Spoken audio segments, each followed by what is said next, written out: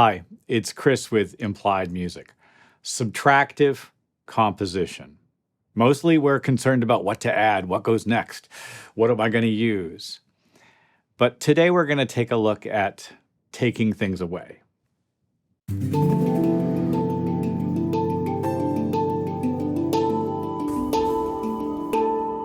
Well, I'm watching the series, I think it's on Netflix, about Andy Warhol. And last night I watched episode 4, which tells the story of his relationship with the painter Jean-Michel Basquiat. They worked together doing paintings. And, you know, Basquiat was in New York at the same time that I was. It was part of this sort of scene that was fine arts and music and theater. It all felt like a very vital kind of thing, and New York was the place to be at that time. Watching the two of them work together, I realized that a lot of the time, what Basquiat was doing was painting over Warhol's contribution, essentially erasing it.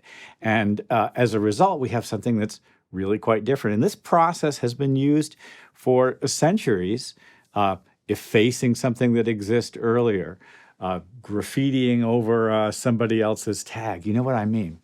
I want to show you some of the ways that we use it in composition and also, I guess, to some degree in synthesis. Here's Izotope Iris, which allows me to load a basic sample into one of 4 slots. I could load 4 different samples and play it. This is a rainforest. It has highs and lows. In fact, I could do this and select just the highs. Or just the lows. And also plenty of other brush tools. For instance, this allows me to go up and then down and then up and then down. This will be interesting. You can really hear the overtones. Any harmonically rich source will give us this kind of result. I mean, essentially it's a filter, right? But it's a very strong band. This is way out of it. We can't even hear those lows. And now here they're back again. Well, it's a great sound design tool and one which I'd encourage you to look at, but it's really not about Iris, today's review. Let's take a complicated chord. Here's my chord. I don't know what to call it. I guess it's some kind of complicated D major chord. Lydian. What I did was this. I said, what if that chord was just bish bash bushing all along? And so this is what it looks like when you do that. So this is just a big mash of a chord, right? But what I've said was, what if I pull things out? Remember, today's lesson is subtraction. So I'm using, first of all, this gate, which opens and closes to hear only part of the rhythm. Suddenly much more interesting. Step FX in Logic allows me to do this. I can control the envelope to make it softer. That's kind of pretty. And even the length of the gate, here it's only an 1/8 note. I could grab it and change the length, I think, yeah. I like some of them short. I like the tie here. Fascinating, right? And this is just subtraction in the time domain. All the frequencies are still present. They're just opening and closing.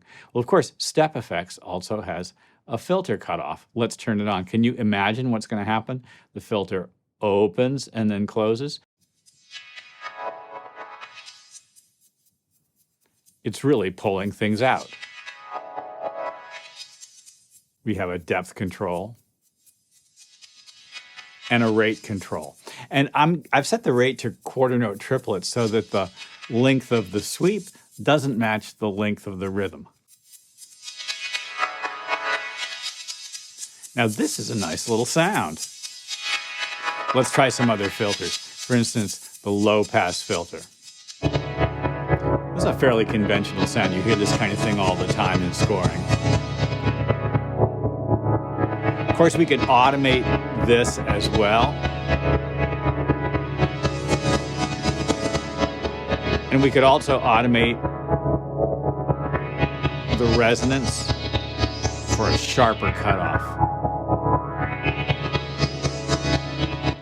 We're subtracting frequencies, we're subtracting actual audio in the time domain as well. Thinking about that made me think, well, there must be other options for filtering, and of course there are. Here's the same pattern, and this time I'm using Phat FX, which is, distortion and filtering, and I've got two LFOs, each controlling their own filter. First, let's just look at this filter over here. Again, a bandpass filter. And this is just a very smooth sound. And you can see LFO 1 is controlling it. And I've got a ramp down. Its rate is set to a measure. Full. That's kind of beautiful, right? LFO 2 is turned on. Let's turn on the bandpass filter over here. And I've set another ramp down and a very high rate, 16th notes. High, high, beautiful. More resonance. We're in Blade Runner territory now, aren't we? Add a little distortion to that.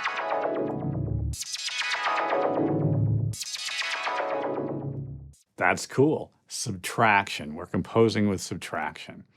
There are lots of ways we can use filters to subtract. There are overtones in every sound, and those overtones give us a lot of opportunities for working with things. There's a remarkable type of tool, the spectral gate, which allows us access to those and a lot of control. So listen to what we've got going on here. This is going to be a pretty strong effect. Now, I've set the spectral gate here to emphasize different bands, and let's look at the controls really quickly. First of all, the speed here, I've set to 2 hertz so that it matches my click. A lot of fun there, right? And some of these other controls give us a lot of control over the overall sound of this kind of beat, right? The center frequency really will change things. Less kind of treble or less mid-range. And then here you hear it's almost like a chord at the bottom.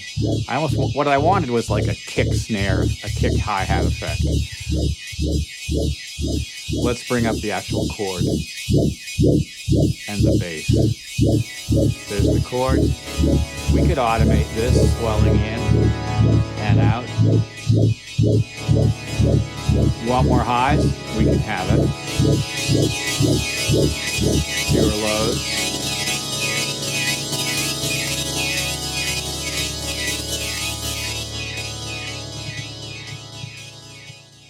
Fun. Oh man, I love the spectral stuff. Now, I've already gone too far, but I'm going to give you one last thing, and it just seemed obvious to me. What if I go into the notes that I played and erase some of them? You can see I actually haven't erased them. I've used the mute tool to mute individual notes. The notes that are playing are that teal color or blue, whatever it is, and the ones that aren't playing are dark. They've been sort of muted out. And we're going to hear the same pattern that we heard before, but with like some interior animation.